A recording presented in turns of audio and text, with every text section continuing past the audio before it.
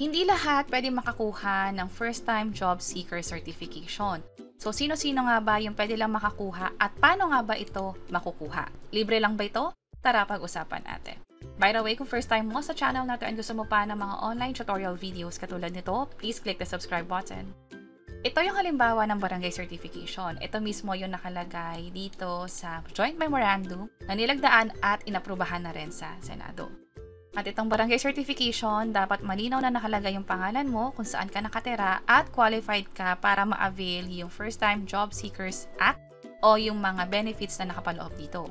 Para nga naman makuha ito, kailangan mong mag-fill up or pumirma dito sa Oath of Undertaking.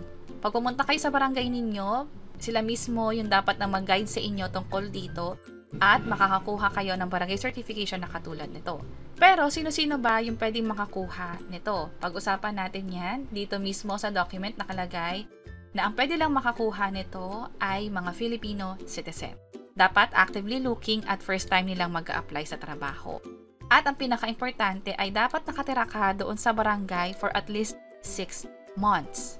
Ang makukuha ninyo ay original copy, walang charge o libre ang barangay certification. Ang maganda pa dyan, yung barangay certification na makukuha ninyo, ipaserox ninyo yun kasi pwede nyo magamit sa iba't ibang ahensya ng gobyerno katulad ng sa police clearance, NBI clearance. Hindi lang yan, maging yung sa medical certificate ninyo dahil nga mag-a-apply kayo ng trabaho for the first time. Yung sa PSA, katulad ng pagkuha ng birth certificate, marriage certificate, maging sa BIR o yung TIN.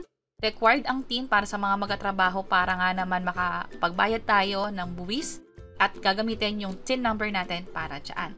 Meron pang ibang agency na pwedeng paggamitan ng barangay certificate para sa mga first-time job seekers, katulad ng sa TESDA, sa POEA, sa PhilHealth, at marami pang iba.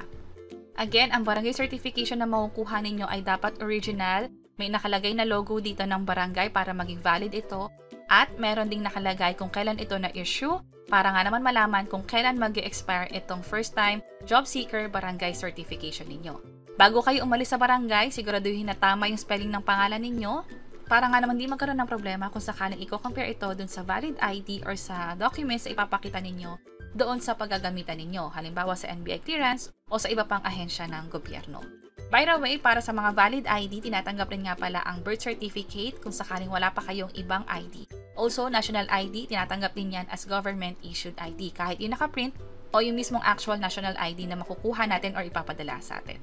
At para sa iba't ibang mga tutorial videos para sa mga first-time job seekers, halimbawa sa NBI clearance, police clearance, pwede nyo nang i-check yung page or channel namin o yung link ay nasa description sa bandang baba. Sana makatulong. See you sa mga next videos. Bye-bye!